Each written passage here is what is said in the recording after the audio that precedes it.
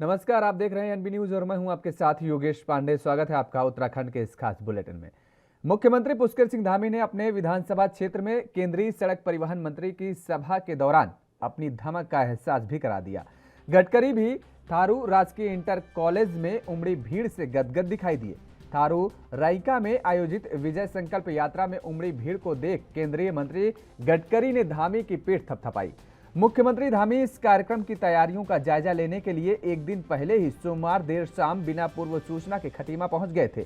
धामी द्वारा कार्यक्रम में ली गई रुचि को ही ये नतीजा रहा कि मंगलवार को कार्यक्रम स्थल में सारी कुर्सियां भरी रहीं, लोग कुर्सी के बगैर भी खड़े रहे। बहनों, चूंकि मैं आज मुख्य सेवक के रूप में काम कर रहा हूं और मैं मुख्य सेवक तभी बना हूं जब आप लोगों ने मुझे सेवा का अवसर प्रदान किया है। अगर आप लोग मुझे इस क्षेत्र से विधायक नहीं बनाते तो विधायकों में से ही मुख्य सेवक चुना जाना था। इसलिए मैं आपका आभारी हूं। और जब मैं पहली बार यहां से विधायक के रूप में काम करना जब मैंने शुरू किया था तो इस क्षेत्र में आईटीआई नहीं होता था, वो आईटीआई बना। इस क्षेत्र में पॉलिटेक्निक कॉलेज नहीं होता था, पॉलिटेक्निक कॉलेज बना। इस क्षेत्र में सेंटर स्कूल नहीं होता था, सेंटर स्कूल बना। इस क्षेत्र में हमारे जनजातीय भाई बहनों के लिए एकलव्य आवासीय विद्यालय नहीं होता था, एकलव्य आवासीय विद्यालय बना। इस क्षेत्र में आदरणीय नितिन जी के आशीर्वाद से हमको 8 किलोमीटर का ऐसा बाईपास मिला जिसका बनना मुमकिन ही नामुमकिन था। वो बाईपास भी हमारा बनकर 2 महीने में तैयार होने वाला है। हमारा सरकारी अस्पताल आज सिटी स्कैन से लेकर ऑक्सीजन प्लांट से लेकर तमाम चीजें उसमें लग गई हैं। इस क्षेत्र में सीएसडी कैंटीन मिलिट्री वालों की बन गई है, उसमें काम चालू हो गया है। उसमें आज यहाँ पर पुराने अस्पताल के अंदर चालू है। चकरपुर के अंदर हमारा स्टेडियम बनना शुरू हो गया है, शहर का सौंदर्यीकरण हो गया है। बहुत सारी सड़कें हमने यहाँ स्वीकृत की हैं और उन सड़कों पर बहुत जल्दी काम आपको दिखाई देगा, क्योंकि अभी बीच में मौसम भी खराब रहा। इस दौरान कुछ ठंड होने की वजह से भी रोडों पर काम नहीं हो पा रहा है। मैं आपको विश्वास दिलाना चाहता हूं, क्योंकि मुख्य सेवक होने के नाते अब कई बार मुझे लोग कहते हैं कि अब आप खटीमा से चुनाव लड़ने वाले हो कि नहीं लड़ने वाले हो। भाई साहब, अब आप तो राष्ट्रीय अध्यक्ष रहे हैं, पहली बार आपने ही मुझे इस क्षेत्र में टिकट देकर भेजा। भारतीय जनता पार्टी की विजय संकल्प यात्रा का मसूरी पहुंचने पर भव्य स्वागत किया गया। इस दौरान यात्रा का जगह जगह स्वागत किया गया। इस मौके पर शौर्य डोभाल ने कहा कि बीजेपी प्रदेश में स्थायी सरकार देना चाहती है और इस बार 60 पार का लक्ष्य रखा गया है। सांसद अजय टमटा ने कहा कि पिछले चुनाव में बीजेपी ने 57 सीटों पर विजय हासिल की थी, लेकिन इस बार लगातार काम किया गया है, इसलिए पार्टी अब की चुनाव में और भी बेहतर प्रदर्शन करेगी। को निर्माण की तरफ और मतलब मोदी जी की सरकार इसको कॉन्स्टेंटली हम उस डायरेक्शन में काम कर रहे हैं, नए भारत का निर्माण कर रहे हैं। उसमें उत्तराखंड की भी एक बहुत अहम भूमिका है। हर 5 साल में एक जनतंत्र में हम जनता के पास जाते हैं और अपने काम का ब्यौरा देते हैं और आगे की प्लानिंग करते हैं कि हम उसको कहाँ लेके जाएंगे। तो हमारे को लगता है कि हम इस काम पे जो कर रहे हैं इसको हमें करते रहेंगे और इसीलिए मोदी जी बार बार आ रहे हैं अपनी जो अपना मैसेज। उत्तराखंड राज्य के अंदर विजय संकल्प यात्रा 2 चरणों में हुई है, गढ़वाल और कुमाऊं के। गढ़वाल में हमने हरिद्वार से यात्रा को शुभारंभ किया और कुमाऊं में कुमाऊं के बागनाथ के पवित्र स्थान बागेश्वर से शुरुआत किया। अल्मोड़ा, पिथौरागढ़, बागेश्वर, चंपावत होते हुए नैनीताल और उधम सिंह नगर में यात्रा चल रही है और यहाँ भी टिहरी में अब ये मसूरी होते हुए टिहरी जा रही है। बहुत व्यापक संपर्क है और जिस प्रकार का उत्साह आम जनमानस में और कार्यकर्ताओं के अंदर आया है और उसी के माध्यम से हम लोग ये बताना चाहते हैं कि जो हमारा संकल्प है कि अब की बार 60 पार, उसको वास्तव में हम लोग पार करेंगे। क्योंकि मैंने पिछली बार की आकलन किया कि हम 57 सीट पे आए थे और कई सीटें हमारी करीब 12 सीटें ऐसी थी जो 200 से लेकर 2000 के बीच में हम लोगों ने उस पर हार हुई है। यात्रा को अपार जन समर्थन मिल रहा है। ठंड के बावजूद इतनी भारी संख्या में लोग यात्रा के स्वागत के लिए यहाँ पर आए हैं। इसका मतलब ये संदेश जाता है कि 2022 में फिर पुष्कर सिंह धामी की भारतीय जनता पार्टी की सरकार बनने वाली है, नरेंद्र मोदी जी के आशीर्वाद से। और अपने 5 माह के शासनकाल में हमारे युवा मुख्यमंत्री पुष्कर सिंह धामी ने एक संदेश देने का काम किया है, जनता के बीच में एक भरोसा पैदा करने का काम किया है कि इस प्रदेश का अगर विकास कर सकती है तो भारतीय जनता पार्टी की डबल इंजन की सरकार कर सकती है। भारतीय जनता पार्टी की ये विकास यात्रा, संकल्प यात्रा पिछले 7 वर्षों में नरेंद्र मोदी जी ने इस उत्तराखंड के विकास और जन कल्याण के लिए जो काम किया है, भारतीय जनता पार्टी की उत्तराखंड की सरकार ने उत्तराखंड को सभी राज्यों से आगे ले जाने के लिए जो कल्याण विकास के रास्ते तय किए हैं, इस संकल्प यात्रा के माध्यम से लोगों तक बात पहुंच रही है और हमने जो किया है उसके आशीर्वाद के रूप में जनता हमें उत्साह के साथ आशीर्वाद दे रही है। क्योंकि मैं कल से यात्रा में साथ में हूँ, मैं देख रहा हूँ कि नौजवान, महिला, पुरुष, गरीब, अनुसूचित जाति के लोग। तो मुख्यमंत्री पुष्कर सिंह धामी ने विभिन्न विकास कार्यों के लिए प्रशासकीय एवं वित्तीय स्वीकृति प्रदान की है। मुख्यमंत्री ने विधानसभा क्षेत्र चकराता के अंतर्गत किमू ठाकन गुआ तक मोटर मार्ग निर्माण के लिए 35.96 लाख रुपए, छोटाऊ संपर्क मार्ग के निर्माण के लिए 2 करोड़ 60 लाख रुपए, रोहटा हटाल मोटर मार्ग से कावाखेड़ा नौरा उरटेडा मोटर मार्ग के नवनिर्माण के लिए 86.40 लाख रुपए, ग्राम सभा कुंडा के खेड़ा धामी में दार मीगाड उरटाड मोटर मार्ग के निर्माण के लिए 27.84 लाख रुपए की प्रशासकीय एवं वित्तीय स्वीकृति के साथ ही दोंगा संपर्क मार्ग के लिए भी 2 करोड़ 82 लाख रुपए की प्रशासकीय एवं वित्तीय स्वीकृति प्रदान की है।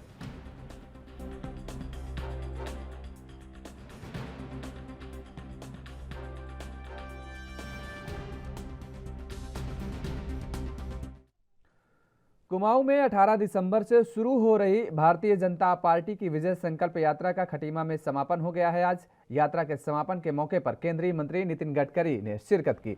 विजय संकल्प यात्रा के रथ पर सवार होकर केंद्रीय मंत्री नितिन गडकरी और सीएम पुष्कर सिंह धामी ने जनता का अभिवादन किया।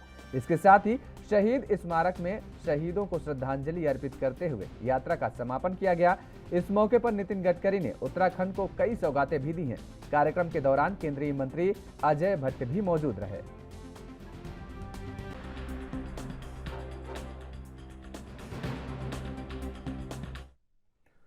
वहीं आज रैली के दौरान केंद्रीय मंत्री नितिन गडकरी ने कहा कि प्रधानमंत्री के मार्गदर्शन में और मुख्यमंत्री पुष्कर सिंह धामी के नेतृत्व में उत्तराखंड के विकास को नई दिशा देने के लिए हम कटिबद्ध हैं और इतनी बड़ी संख्या में उपस्थित यह जनसैलाब उत्तराखंड में फिर से भाजपा की सरकार बनने का विश्वास दिलाता है। इसके साथ ही उन्होंने कहा कि डबल इंजन वाली सरकार उत्तराखंड के विकास को नई दिशा देगी। यह विश्वास जताते हुए उत्तराखंड की जनता को राज्य में फिर से भाजपा सरकार लाने की अपील भी की है। और मैं आपको विश्वास देना चाहता हूं कि आपके आशीर्वाद से उत्तराखंड बदल रहा है और टूरिज्म ऐसा सेक्टर है कि जिसमें 49% कैपिटल इन्वेस्टमेंट रोजगार निर्माण करने के लिए खर्चा होती है। यह रोड से उत्तराखंड समृद्ध बनेगा, संपन्न बनेगा और सबसे बड़ी बात कही होगी तो धामी जी के नेतृत्व में उत्तराखंड के नौजवानों के हाथों को काम मिलेगा। मुझे मुख्यमंत्री जी ने मांग की है कि खटीमा यहां रिंग रोड का निर्माण करने में मुझे सहयोग करे। मैं आज घोषणा करता हूं, चकरपुर से कालापुल होते हुए टेढ़ाघाट वाया पहेनिया बाईपास तक रिंग रोड का निर्माण 54 किलोमीटर भारतमाला परियोजना में लिया जाएगा। ये मुख्यमंत्री जी के कारण हो रहा है। मैं आपसे यही आह्वान करने के लिए आया हूं कि ये सब बातें इसीलिए हुई। और खबरों में आगे बढ़ेंगे। हल्द्वानी विधानसभा के वार्ड नंबर 9 के सभी क्षेत्रों में आज कांग्रेस पब्लिसिटी कमेटी के प्रदेश अध्यक्ष और हल्द्वानी विधानसभा से प्रबल दावेदार सुमित हृदय ने इंदिरा विकास संकल्प यात्रा के तहत वार्ड नंबर 9 में पहुंचने पर सैकड़ों की संख्या में स्थानीय लोगों ने सुमित हृदय का फूलमालाओं के साथ स्वागत किया और दिवंगत नेता प्रतिपक्ष और कांग्रेस की दिग्गज नेता इंदिरा हृदय को याद किया। तो वहीं सुमित हृदय का कहना रहा कि दिवंगत नेता इंदिरा हृदय ने हल्द्वानी विधानसभा का समग्र धरातलीय विकास कार्यों को कर्मठता से विकास किया है। वहीं उन्होंने विकास को लेकर विधानसभा के सभी लोगों को वरीयता देने की भी बात कही है। इंदिरा विकास संकल्प यात्रा आज हल्द्वानी के वार्ड नंबर 9 में पहुंची है। आप देख सकते हैं इंदिरा संकल्प यात्रा को जो लगातार जनता के बीच में ले जाया जा रहा है सुमित हृदय उनके सुपुत्र के द्वारा। और आप देख सकते हैं यहाँ जनता में कहीं ना कहीं इंदिरा हृदय को लेकर के जो प्यार था वो आज भी दिख रहा है। और पूरी तरीके से कहा जाएगा इंदिरा हृदय के नाम से लोग आज भी हल्द्वानी के विकास को जानते हैं, उनके सुपुत्र भी मौजूद है उनसे जानते हैं। सुमित जी, लगातार इंदिरा हृदय जी की संकल्प यात्रा हल्द्वानी की हर विधानसभा के हर क्षेत्र में आप लेके जा रहे हैं, आज कहाँ पहुँचे और क्या कह रहे हैं जनता से? आज देखिए, हम नवाबी वार्ड का जो ये क्षेत्र है वहाँ पे आज हम पहुँचे हुए हैं और नवाबी रोड का क्षमा चाहता हूँ वार्ड है वहाँ पे पहुँचे हैं। और हमारे साथ आदरणीय यहाँ के पार्षद महोदय भी मौजूद हैं, जीना जी, हमारे दयाल तिवारी जी भी मौजूद हैं, सीनियर लोग हैं, हमारी मातृशक्ति भी मौजूद है। और हम ये हर वार्ड में जाके संकल्प यही ले रहे हैं कि हम सब जितने लोग हैं सब इंदिरा हृदय जी के अनुयायी भी हैं, हम उनके सहयोगी भी थे, हम उनके बच्चे समान भी थे, भाई समान भी थे। और हम सब साथ मिलकर संकल्प लेते हैं कि हल्द्वानी की विकास की गाथा जैसे उन्होंने लिखी, ये गाथा आगे भी लिखी जाए और विकास के जो कदम हैं ये आगे बढ़ते जाएं। ये प्रतिज्ञा और ये प्रण लेके हम इन वार्डों में जा रहे हैं। जी, कहीं ना कहीं क्योंकि चुनाव बहुत नज़दीक हैं और अब ऐसे में एक मुश्किल कहीं ना कहीं देखते होंगे, इंदिरा जी नहीं है, उनके ना होते हुए भी उनके नाम को लेकर के आप जनता बीच में जा रहे हैं, किस तरह देखते हैं? क्योंकि एक संरक्षण कहीं ना कहीं इंदिरा जी का इस पूरे विधानसभा में रहता था, आपके ऊपर रहता था, लोगों पर रहता था, वो आज कहीं ना कहीं लोग मिस कर रहे हैं उस चीज़ को। नहीं, बिल्कुल, देखिए वो संरक्षिका भी थी, अभिभावक भी थी और पूरे शहर के लिए एक समान उनका व्यवहार था और दलगत राजनीति से ऊपर उठकर उन्होंने क्षेत्र के लिए कार्य करे, लोगों के लिए कार्य करे, ये सबसे खास बात उनकी थी। और एक स्पष्टवादी विकासवादी सोच की महिला थी, एक कर्मयोगी महिला थी और उन्होंने जीवन के अंतिम क्षण तक अपनी पार्टी के लिए और अपने प्रदेश के हित के लिए अब कार्य करे। और जो उनका जीवन है वो हम सबके लिए एक उदाहरण पेश करता है कि कैसे हमें मेहनत करनी चाहिए और किस मेहनत का जो फल है वो जो जनता को मिलना चाहिए वो उनके कार्यकाल में अवश्य मिला। तो जी, आप जनता के बीच में पहुंचे हैं, एएनबी के मन से क्या कहना चाहेंगे यहाँ की जनता से? वो विकास की राह लगातार इंदिरा हृदय को देखती थी, आज उनके सुपुत्र यहाँ पहुंचे हैं, किस तरह भरोसा सुमित हृदय पे किया जाए? नहीं, बिल्कुल, देखिए भरोसा सुमित हृदय पे नहीं, जितने लोग हैं यहाँ पे हम सब प्रतिनिधि हैं उनके। और आज ये हमारी विवशता है, आज भगवान को जो मंजूर है उसके आगे हम लोग नतमस्तक है। आज वो हमारे बीच में नहीं है, वरना ये आज हम उनके लिए चुनाव रैली निकाल रहे होते। सुमित हृदय का भी साफ कहना है कि जो विकास के कार्य इंदिरा हृदय के द्वारा जो किए गए थे और जो संकल्प लिया गया था उसी संकल्प को उनके सुपुत्र सुमित हृदय आगे बढ़ाएंगे और पूरी तरीके से हल्द्वानी के लोगों के लिए यहाँ पर हर तरह कार्य किया जाएगा और उनके विकास को लगातार आगे बढ़ाने का कार्य यहाँ पर किया जाएगा। Amit Chaudhary, ANB news, Haldwani. उधर राजधानी देहरादून के परेड ग्राउंड में आम आदमी पार्टी के राष्ट्रीय संयोजक और दिल्ली के मुख्यमंत्री अरविंद केजरीवाल सोमवार को देहरादून पहुंचे, जहां उन्होंने परेड ग्राउंड में एक जनसभा को संबोधित किया था। इस दौरान कार्यक्रम के खत्म होने के बाद केजरीवाल ने कार्यकर्ताओं के साथ बैठक भी की थी। जनसभा के दौरान कई लोगों से मुलाकात की, लेकिन जब वे दिल्ली पहुंचे तो उन्होंने ट्वीट कर जानकारी दी कि वो कोरोना पॉजिटिव हैं। इस खबर के बाद देहरादून में भय का माहौल बन गया है, जिसके बाद बीजेपी कांग्रेस ने भी केजरीवाल से राज्य की जनता से माफी मांगने की अपील की है और मांग की है। आरोप है कि केजरीवाल उत्तराखंड में कोरोना फैलाने के लिए आए थे। अरविंद केजरीवाल जी के स्वास्थ्य लाभ की कामना करता हूं। उसके बाद उनके इस कृत्य की घोर निंदा करता हूं।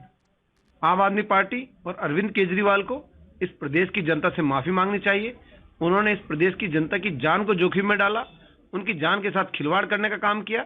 अरविंद केजरीवाल जैसा व्यक्ति जो इतने बड़े पद पर बैठा हुआ, उसके द्वारा इतनी बड़ी लापरवाही, ये बिल्कुल जो है नाकाबिले बर्दाश्त है। अरविंद केजरीवाल को क्या उत्तराखंड की गाइडलाइन की जानकारी नहीं थी कि उनको पता नहीं था कि उनको जो आरटीपीसीआर टेस्ट कराना चाहिए? और आपने देखा कल किस प्रकार वो लगातार मंच पर खांस रहे थे। जब उनको इस प्रकार के लक्षण थे तो उसके बावजूद वो लगातार जनसभाओं में लोगों से मिलते रहे। उसके बाद उन्होंने जो है बीजापुर गेस्ट हाउस में 2-2, 3-3, 4-4 मीटिंगें की। उन्होंने ना केवल उत्तराखंड की जनता की जान जोखिम में डाली, अपितु अपने कार्यकर्ताओं और पदाधिकारियों की जान भी जोखिम में डाली। ये विडंबना है अपने आप में और संशय बना हुआ है इस बात पर कि किसी भी आरटीपीसीआर की रिपोर्ट जो है 203 घंटा कम से कम लेती है। तो या तो अरविंद केजरीवाल जी ऑलरेडी अपनी जांच करवा कर यहाँ आए हुए थे या वहां जाकर आनंद फानंद में उन्होंने जांच करवाई, तो ये और भी दुखद है। मैं ईश्वर से उनके जल्द स्वस्थ होने की कामना करती हूँ, लेकिन साथ ही जनप्रतिनिधि के तौर पर जिस तरह से उन्होंने जान जोखिम में दूसरों की डाली है उसकी निंदा भी करती हूँ। आप ये नहीं कर सकते कि दोहरे मापदंड अपनाएं। यहाँ उत्तराखंड सरकार पर भी एक बड़ा प्रश्न चिन्ह उठता है कि जब आपने एसओपी जारी की है कि बाहरी प्रदेश से यहाँ आगमन करने। यूकेडी के राष्ट्रीय अध्यक्ष काशी सिंह एरी आज कोटद्वार पहुंचे। उन्होंने कोटद्वार विधानसभा की कार्यकारिणी के साथ बैठक की। काशी सिंह एरी ने बताया कि आज की बैठक कार्यकारिणी के सदस्यों से विचार विमर्श कर कोटद्वार से प्रत्याशी घोषित करने के लिए की गई है और इसके साथ ही हम सभी 70 विधानसभाओं पर चुनाव लड़ेंगे।